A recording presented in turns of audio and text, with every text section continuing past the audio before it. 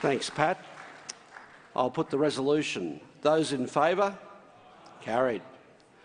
Okay, we're on to 446R, Michael Danby.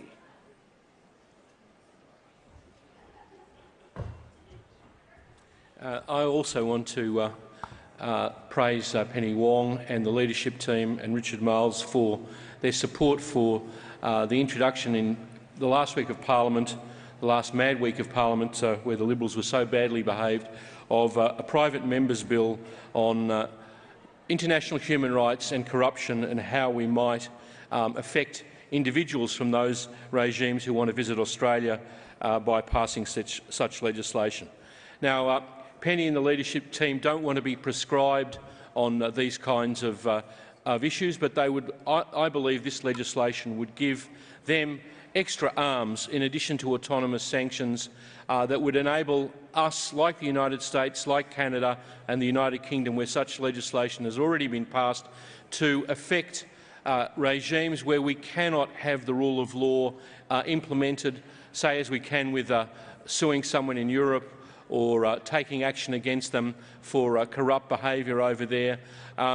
This would enable an Australian government to do the following: prevent, prescribe foreign persons who have engaged in gross violations of human rights and corruption from visiting Australia and spending and investing their money here by targeting these individuals with immigration, financial and trade sanctions, expose those who are sanctioned as pariahs in their own countries and in the international community, and create exposure that will deter individuals in authoritarian countries from engaging in gross human rights violations and corruptions. The idea of this legislation, embraced by Obama, embraced by Mr Trudeau in Canada and passed in the United Kingdom, initiated by a Labor person, is that we can have a decisive effect in these areas without war, without conflict, and even without imposing sanctions on an entire people. What we do is we target the individuals who are involved in these kinds of violations of human rights and corruption. So Julian's wonderful resolution on Cambodia would enable us to, if such legislation was passed and considered by Penny and the future caucus, would enable us to take those individuals in the leadership of Cambodia and really target them. They wouldn't be able to bring their assets to Australia, they wouldn't be able to have their kids educated here, and they certainly wouldn't be allowed to visit. Many people have raised this issue in terms of our reaction to the shoot-down of MH17, and I'll conclude on this point.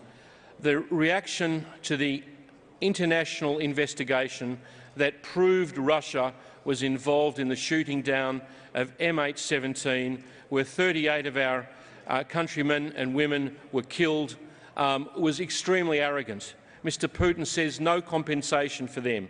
I believe the passage of such legislation by a future Labor government would give us some leverage over a Russian administration to see that those Australians were treated decently. I'll conclude with this point. Yesterday, the Financial Times reports that the 1 million Turkic Muslim people in East Kazakhstan, as China calls it, Xinjiang, are in what can only be described as concentration camps and being forced to do forced labour. The person who is in charge of that system, in my view, should not be allowed to visit Australia, should not be allowed to stash his assets here, and should not be allowed to have his or her children educated in this country.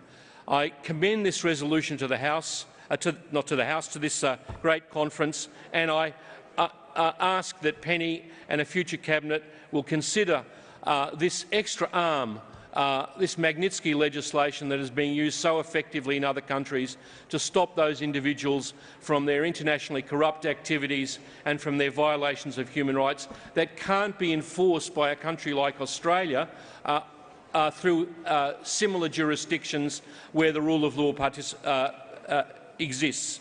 So I commend this resolution to the conference, and I look forward to a very open-minded future Labor shorten government considering this Magnitsky legislation. Thank you. Thank you, Michael. Seconded by Kimberley.